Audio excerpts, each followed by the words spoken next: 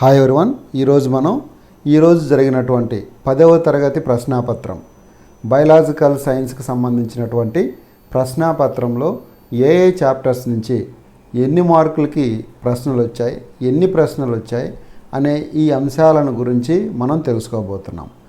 2026 మార్చి 28వ తేదీ జరిగినటువంటి ఈ ప్రశ్నాపత్రం నుండి వచ్చినటువంటి ప్రశ్నలు ఏ పాఠ్యాంశం నుండి ఏ ప్రశ్నలు వచ్చాయి, ఎన్ని మార్కులకి వచ్చింది అనే విషయాల్ని మనం తెలుసుకోబోతున్నాం. దీన్ని తెలుసుకునే ముందు బయాలజీలో ఉన్నటువంటి 5 లెసన్స్ ఏంటో మనం తెలుసుకుందాం. మొదటిది లైఫ్ ప్రాసెస్, రెండవది కంట్రోల్ అండ్ కోఆర్డినేషన్, మూడవది how do organisms reproduce, 4 heredity, 5 hour environment. ఈ 5 చాప్టర్స్ నుంచి మనకు 70 మార్కులకి ప్రశ్నాపత్రం అనేది రావడం జరిగింది. దీంట్లో 20 మార్కులు చాయిస్ అన్న సంగతి మనకు తెలిసిందే.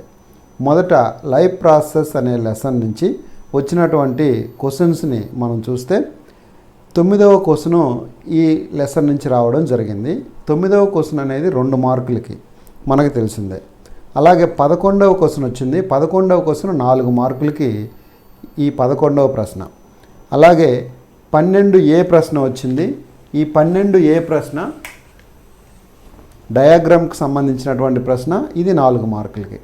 అలాగే 14వ ప్రశ్న రావడం జరిగింది. 14వ ప్రశ్న 4 మార్కులకి. నెక్స్ట్ 16A ప్రశ్న కూడా ఈ పాఠ్యాంశం నుంచి రావడం జరిగింది. ఈ ప్రశ్న వచ్చి 8 మార్కులకి ఉంది. మొత్తంగా లైఫ్ ప్రాసెస్ అనే లెసన్ నుంచి మనకు 22 మార్కులకి రావడం జరిగింది. సో 10వ తరగతి బయాలజీ మనం ప్రిపేర్ అయ్యేటప్పుడు ఈ అంశాన్ని దృష్టిలో ఉంచుకుని ప్రిపేర్ అవ్వాల్సినటువంటి అవసరం ఉంది.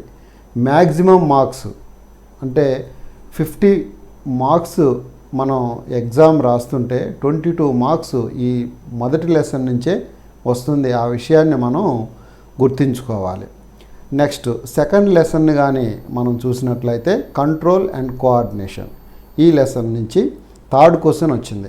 3rd question 1 మార్క్కి. అలాగే క్వశ్చన్ నెంబర్ 8 ఈ లెసన్ నుంచి రావడం జరిగింది. ఇది 2 మార్క్స్ క్వశ్చన్. అలాగే క్వశ్చన్ నెంబర్ 10 ఇది కూడా 2 మార్క్స్ క్వశ్చనే. నెక్స్ట్ క్వశ్చన్ నెంబర్ 17A వచ్చింది. ఇది 8 మార్క్స్ క్వశ్చన్. టోటల్గా ఈ లెసన్ నుంచి మనకు 13 మార్కులకి రావడం జరిగింది.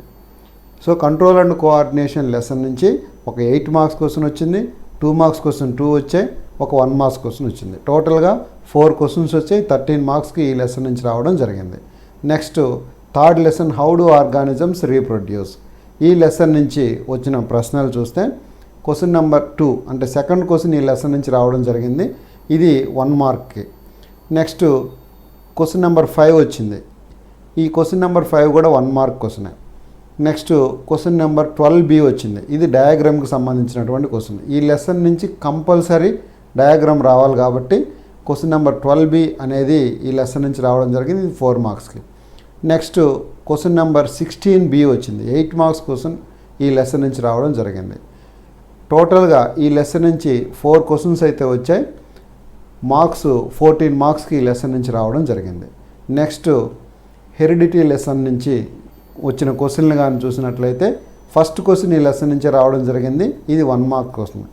అలాగే 4th క్వశ్చన్ ఈ లెసన్ నుంచి రావడం జరిగింది. ఇది కూడా 1 మార్కే.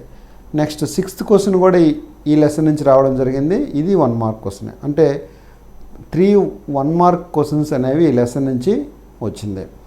నెక్స్ట్ 17B క్వశ్చన్ వచ్చింది. అంటే 17వ ప్రశ్న, ఇది 8 మార్కుల ప్రశ్న ఈ లెసన్ నుంచి రావడం జరిగింది. ఓవరాల్గా ఈ లెసన్ నుంచి వచ్చిన ప్రశ్నలు 4 మార్కులు, మొత్తం 11.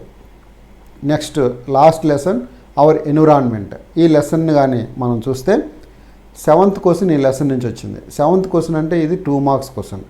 నెక్స్ట్ 13th క్వశ్చన్ వచ్చింది. ఇది 4 marks question. Next 15th question వచ్చింది.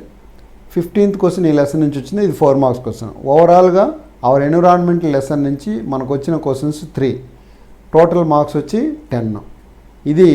ఇది ఫ్రెండ్స్ ఇవాల్టి వీడియో. అంటే మనం ఈ అంశాలను దృష్టిలో ఉంచుకున్నట్లయితే ఏ లెసన్కి ఎంత ప్రయారిటీ ఇవ్వాలనేది అర్థమవుతుంది.